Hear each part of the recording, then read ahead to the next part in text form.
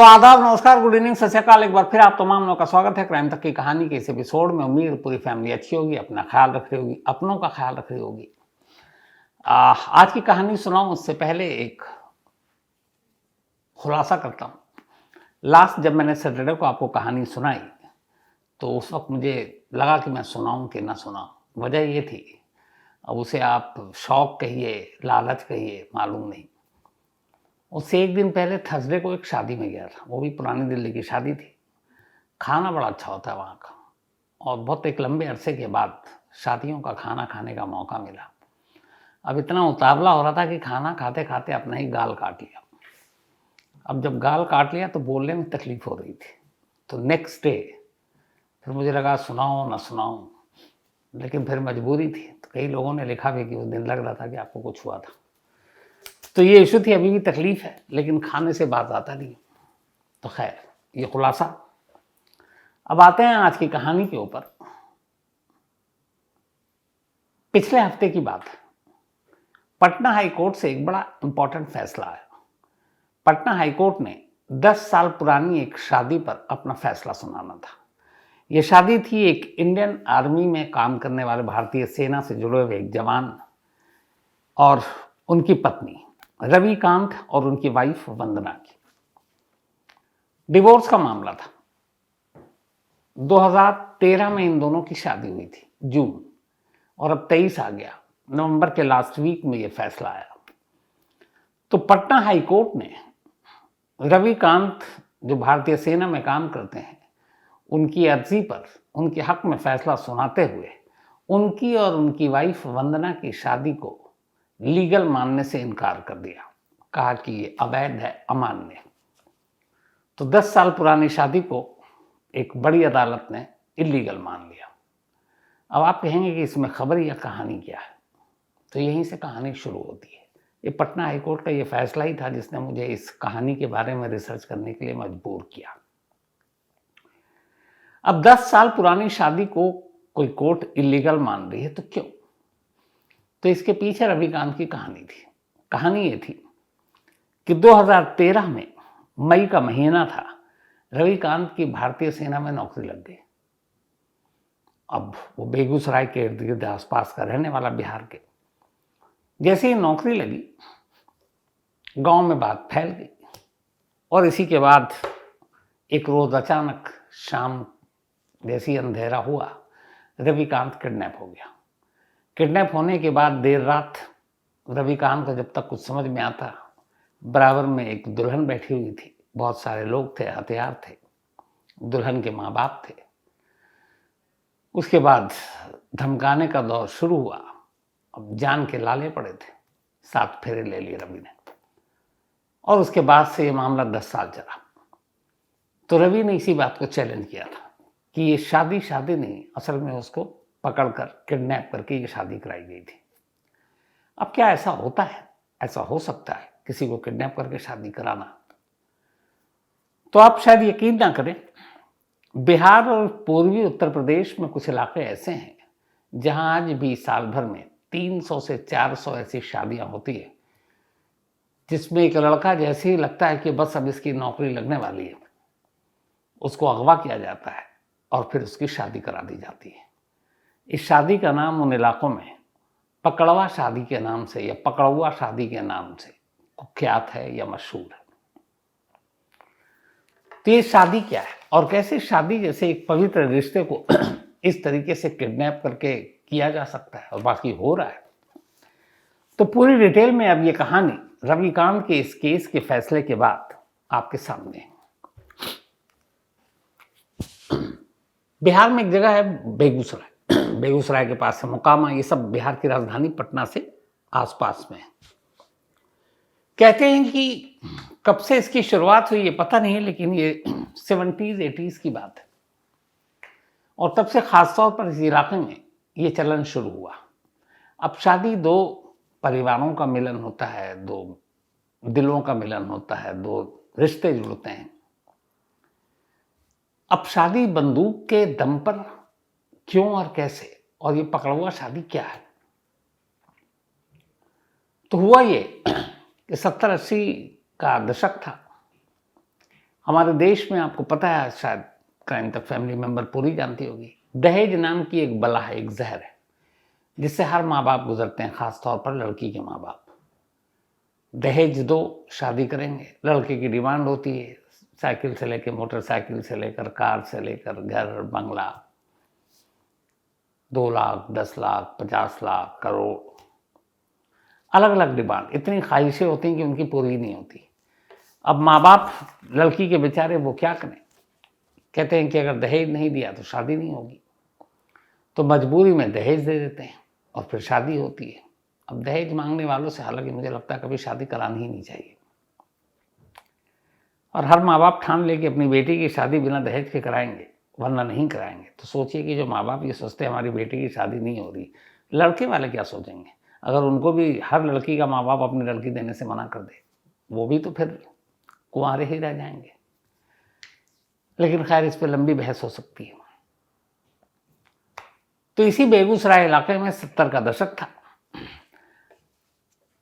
Education इतना था नहीं उस दौर में, 60-70s में, तो फिर फैमिली प्लानिंग, ये सारी चीज़ें भी नहीं थी इतनी। तो एक एक घर में बहुत सारे बच्चे होते गए, औलादें होती गई। अब वो लोग जिनकी बहुत हैसियत नहीं थी, माली तौर पर भी मजबूत नहीं थे, उनके भी घर में बहुत सारे बच्चे हो गए। कई तो इतने हुए कि अब 2-3 बेटियां हो गई, तो एक बेटा हो जाए, उसके चक्कर में 4-5 बेटियां पैदा हो गई। तो एक बड़ा तबका ऐसे लोगों का था। अब इसमें बहुत सारे, बिहार में जाति और यूपी में भी बड़ा वो मैटर रखता है। ये ताकतवर लोग हैं, ये ऊंची जाति के हैं, इनकी शान आन बान सब अलग है। अब ऐसे ऊंची जाति वाले भी जिनके अब उजड़े हुए रियासत के लुटे हुए सुल्तान हो चुके हैं, अब उनके घर में भी 4-4 बेटियां हैं। अब दौलत तो इतनी है नहीं, लेकिन शादी अपने से नीचे वाले से करेंगे नहीं, क्योंकि बात रसूख का है, इज्जत की है। लेकिन करें कहाँ 4-4 बेटियों की शादी, क्योंकि पैसे तो हैं नहीं, और झुक के शादी करेंगे नहीं, सब अपने से कमतर लोगों से करेंगे, अपनी बिरादरी के बराबर वाले से, जिसका खानदान भी उनके खानदान के बराबर हो। तो ये सारे मसले जब आने शुरू हुए, पैसे थे नहीं, तो यही ये जो बड़े लोग थे दबंग टाइप के, जिनकी बेटियां ज़्यादा थी और पैसे थे नहीं, उन्होंने एक रास्ता निकाला।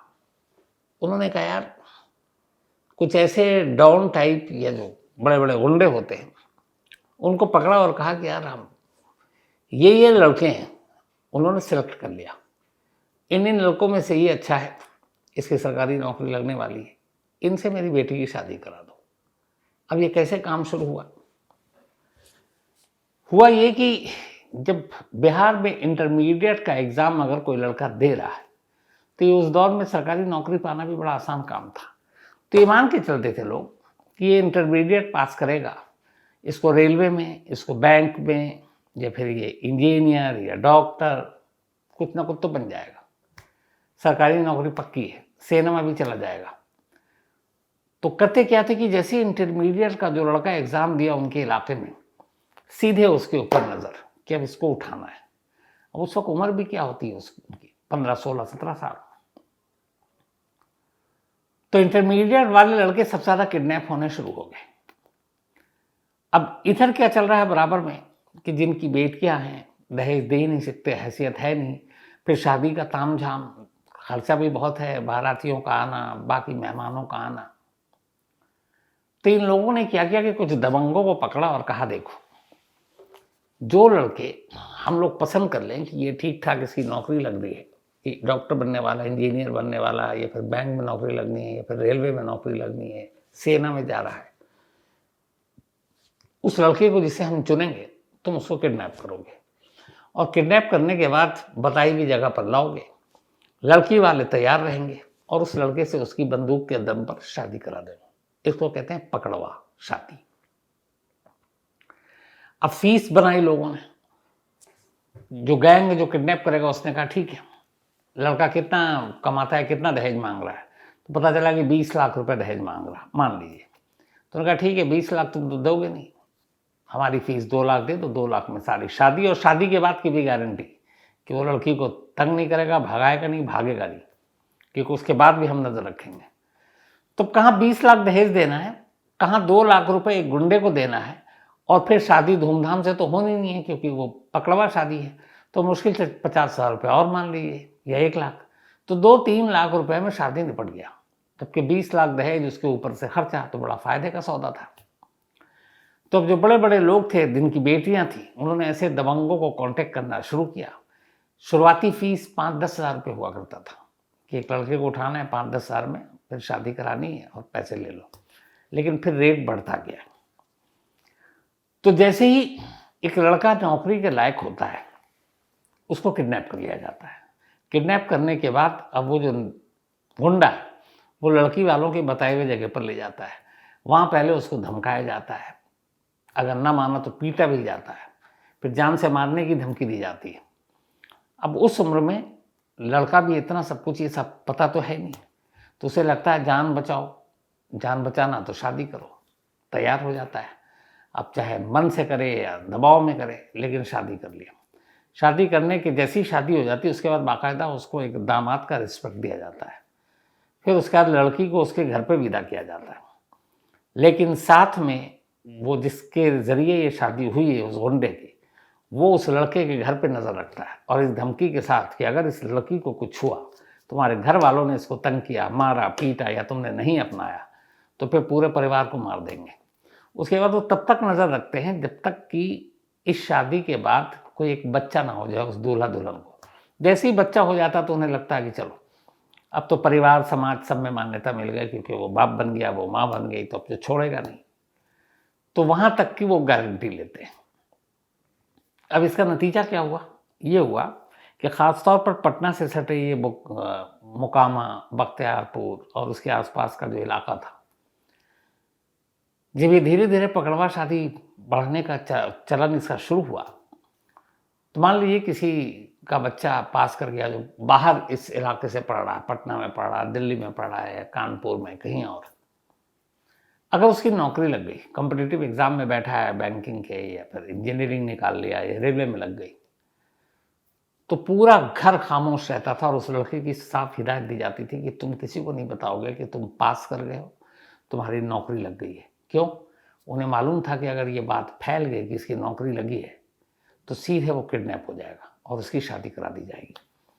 तो माँ बाप अपने बच्चों से ये सच छुपाने के लिए कहते और खुद भी छुपाते, मोहल्ले में, रिश्तेदारों में किसी को नहीं बताते, सिवाय माँ बाप के, और किसी को पता ही नहीं होता कि उनके बच्चे की कहाँ नौकरी लग गई। ऐसी चीज़ जब वो खुफिया रखते तरीके से, बताते नहीं, उनका बच्चा बच जाता। फिर वो कहीं जाकर बाहर दूर उसकी शादी करा देते, तब तो वो सेफ। लेकिन अगर वो आ गया और ये सच्चाई पता चल गई तो फिर लड़का गया। तो इस तरीके से ये चलन शुरू हुआ। अब धीरे धीरे जो जो लड़के उस नज़र में आते गए, और ये नज़र में कैसे आते थे लड़के, भाई कैसे हर वक्त नज़र रख रहे हैं, तो इस पूरे रैकेट में सबसे जो इम्पोर्टेंट रोल प्ले करते था वो इसी फैमिली का, जिस फैमिली का ये लड़का है जो नौकरी के लायक हो गया या जिसकी नौकरी लग गई, उसी का कोई एक क्लोज रिश्तेदार भेदिया होता था। वो बताता था उस लड़की वाले को, पहले से ही तय होता था कि भाई जो भी बताएगा एक होनहार लड़का जिसकी नौकरी लग गई है तो उसे कुछ पैसे देंगे। तो लालची लोग हर तरफ भरे होते हैं। तो एक करीबी अपना ही घर का भेदिया, नज़दीकी या दूर का रिश्तेदार ऐसे लड़की वालों को उन लड़कों की जानकारी देता था जिनकी लड़की की शादी करानी है और वो दहेज देना नहीं चाहते थे।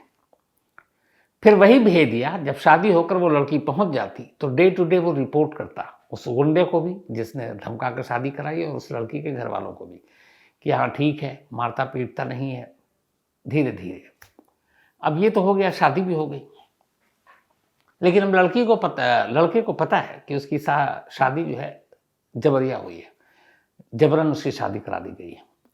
उधर लड़के के माँ बाप का भी सपना टूटता है कि यार अगर मैं शादी कराते तो कहीं दहेज मिल जाता, लड़के की नौकरी अच्छी है, सरकारी नौकरी लग गई है, तो वो दहेज से हाथ धो बैठे, तब इसका असर क्या होता? लड़की पर पड़ता, जिस लड़की का कोई दोष नहीं है, क्योंकि लड़की की अगर जबरन शादी भी कराई जाती है तो उसके माँ बाप कराते हैं। लड़की की ज़्यादातर मामलों में मर्दी शामिल नहीं होती। एक लड़की हमेशा यही चाहती है कि उसकी शादी धूमधाम से, डोली उठे, बारात आए, लेकिन पकड़वा शादी में बारात और ये सारी चीज़ें तो होती नहीं थी, गिने चुने लोग, बंदूक के साए में शादी। तो सबसे ज़्यादा भुगतते इस जबरन शादी में लड़का और लड़की ही, लड़की उसके साथ ससुराल में बहुत अच्छा व्यवहार नहीं होता, सलूक नहीं होता। उधर लड़का, शादी तो हो गई लेकिन मन से वो अपनी पत्नी को पत्नी नहीं मानता, क्योंकि उसके हिसाब से शादी हुई नहीं। बहुत सारे ऐसे मामले में फिर बच्चे हो जाते तो दोनों एक दूसरे को स्वीकार कर लेते कि चलो जैसा हुआ। कई ऐसे मामले भी हुए कि जबरन हुई लेकिन फिर पति पत्नी में प्यार भी हो गया। लेकिन बहुत से ऐसे मामले हुए जिसमें पति पहुंच गया कोर्ट। उसी में से एक ये था रविकांत, जो 10 साल पहले वंदना से शादी हुई थी। तो इन लड़कों और लड़कियों पर इसका ज्यादा असर पड़ता है। अब यहाँ सबसे इंपॉर्टेंट सवाल ये है कि इतना बड़ा क्राइम हो रहा है कि शादी जैसी चीज, जिसको आप किडनैप करके लड़के को जबरन शादी करा रहे हो, तो फिर कानून और पुलिस कहाँ है? ये कई बार सवाल उठा। तो बिहार के जिन इलाकों में ये चीज़ें सबसे ज़्यादा होती है, इसी जो मोकामा और बेगूसराय का एरिया पूरा, तो जितने पुलिस वाले उनका कहना है कि असल में ये मसला इतना टेढ़ा है कि मान लीजिए एक लड़का जिसकी नौकरी लगी उसको उठा लिया और फिर शादी करा दी। अब जो उठाया है वो तो इलीगल है क्योंकि वो किडनैपिंग का केस है। लेकिन जब शादी हो गई तो शादी को आप इलीगल करार देने के लिए आप कोर्ट कचहरी जाएंगे। लेकिन यहाँ ये हुआ है कि ये सारी चीज़ें कानून से अलग धार्मिक तरीके से हो रही है। वो 7 फेरे हो रहे हैं, वो पंडित है, तमाम रस्मों की अदायगी हो रही है। तो इस क्राइम के मामले में बीच में धर्म भी आ गया और आस्थाएं भी आ गए, रिवाज भी आ गए। तो ये एक सोशल इशू हो गया। अब पुलिस वाले अगर उसको उठा के लड़के को अंदर कर दें तो उधर जो लड़की है बीवी, वो कहेगी मेरा क्या कसूर है, माँ बाप ने भी मेरी नहीं मानी, उन्होंने जबरन मेरी मर्जी के खिलाफ शादी कर दी। लड़के को उधर कहे किडनैप कर लिया, लेकिन अब मैं तो उसने मेरे मांग में सिंदूर भर दिया तो मैं कहाँ जाऊँ? मेरे पति को अगर आप जेल भेज देते हो या शादी को इलीगल करते हो, अब मुझसे दोबारा कौन शादी करेगा? तो ऐसे कई जब केस आए तो पुलिस ने भी पल्ला झाड़ लिया। ऐसे केसेस में पुलिस हमेशा यही कहती कि भैया दोनों परिवार मिलजुल कर जो भी सुलझा सको मसले को सुलझा लो। तो कानून ने इसमें बहुत बड़ा रोल प्ले नहीं किया। और हो सकता है कहीं ना कहीं मुझे भी लगता है कि कानून की यहाँ पे अपनी मजबूरियाँ हैं पुलिस की भी, क्योंकि जब एक क्राइम एक सोशल क्राइम हो जाए और उसमें बहुत सारे रिश्ते इन्वॉल्व हो जाए तो उसको आप डंडे और कानून के डंडे से आप सुलझा नहीं सकते। हाँ, पुलिस ये ज़रूर है कि जब उसे पता है कि इस इलाके में हो रहा है और किन किन लोगों की नौकरी लगने वाली है तो कायदे से उसकी एक लिस्ट तैयार रख सकती है, फैमिली वालों को प्रोटेक्शन दे सकती है, देख सकती है कि उसको कोई उठा के शादी ना करा दे। लेकिन बरसों से चला आ रहा है। तो और सबसे बड़ी बात इसकी जो अगर जड़ में जाए आप, जिस दिन ये दहेज का दानव खत्म हो जाए, दहेज की प्रथा खत्म हो जाए, तो मुझे लगता है कि किसी लड़की वाले को शायद इस तरह किसी को लड़के को किडनैप कराकर भी शादी नहीं करनी पड़ेगी।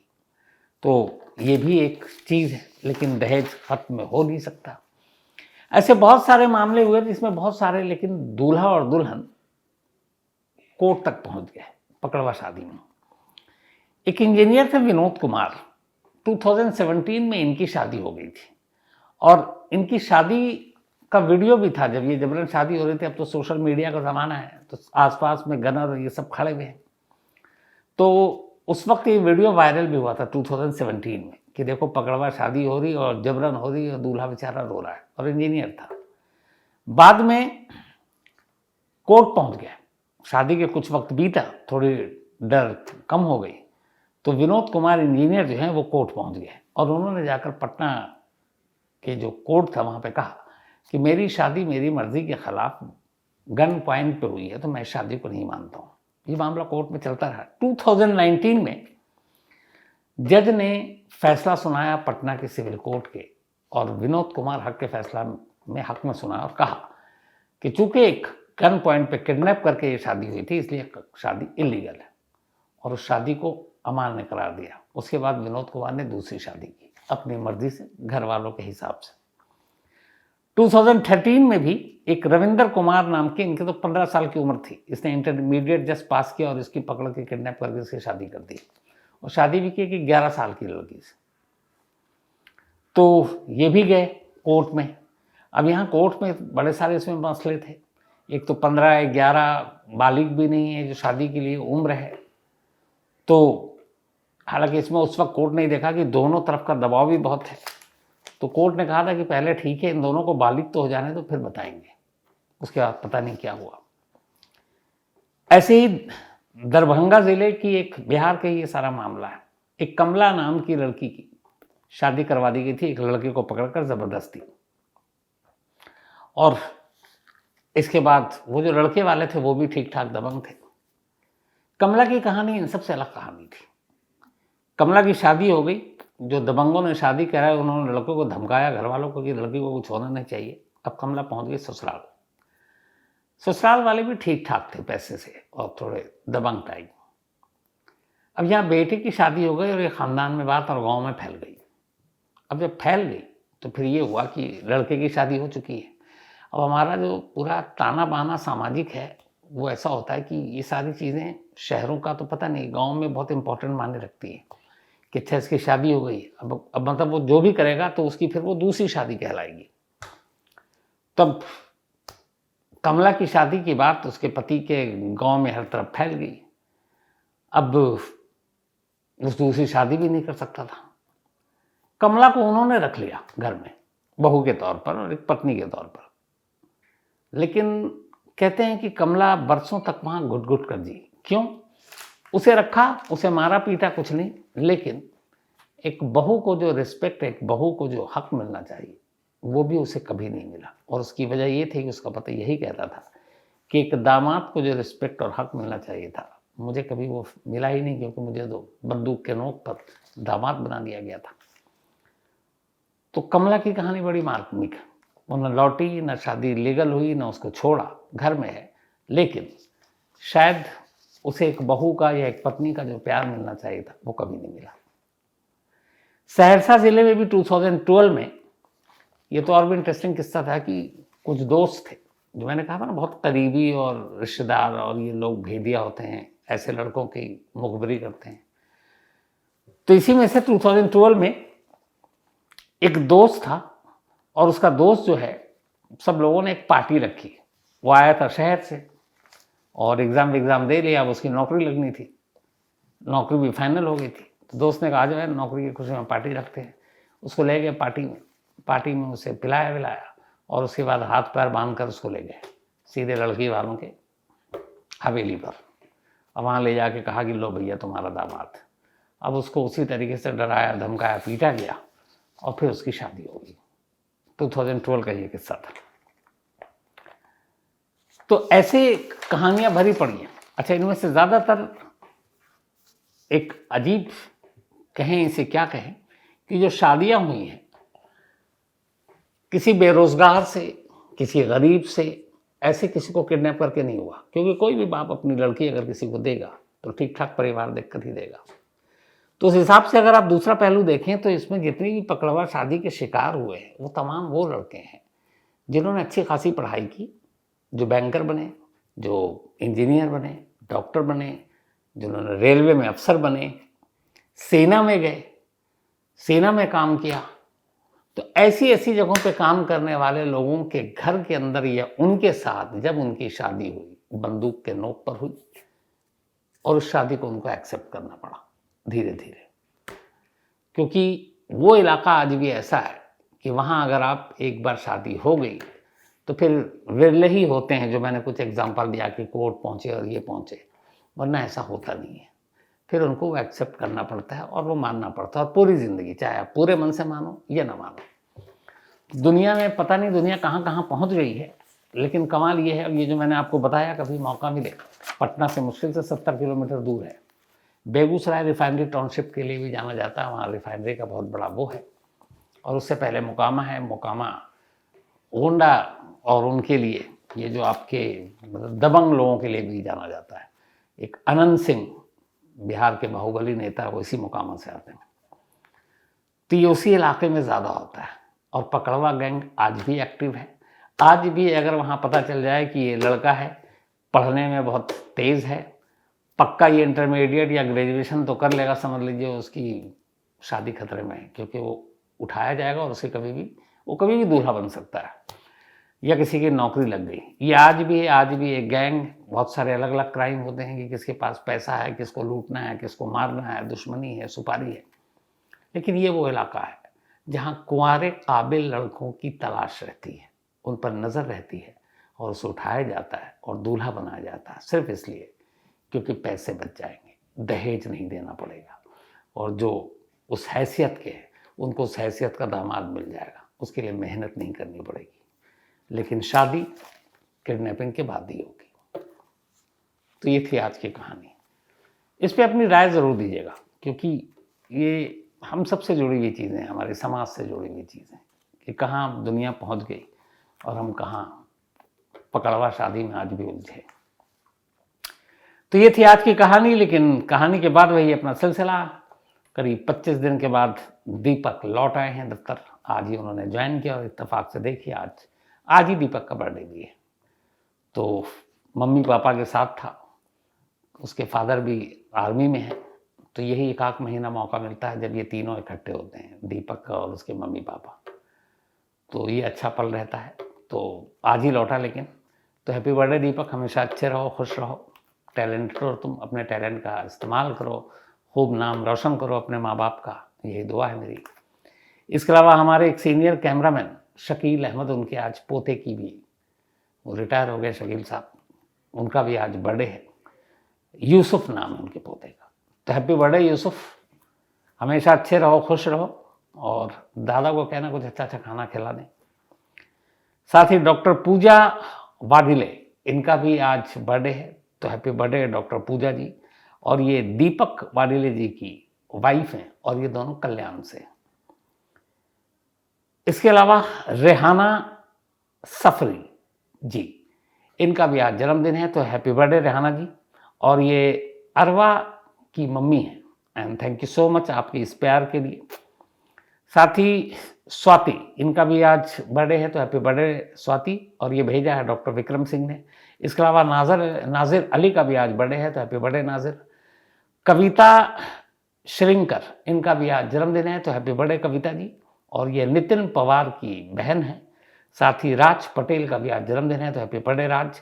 और ये दर्शित पटेल ने भेजा है। इसके अलावा प्रशांत कुमार ने एक सवाल पूछा है कि शोले फिल्म में इन्होंने देखा कि जय और वीरू यानी धर्मेंद्र और अमिताभ बच्चन जेल के अंदर पत्थर तोड़ रहे, तो क्या असली ज़िंदगी में भी कैदियों के साथ ऐसा होता है?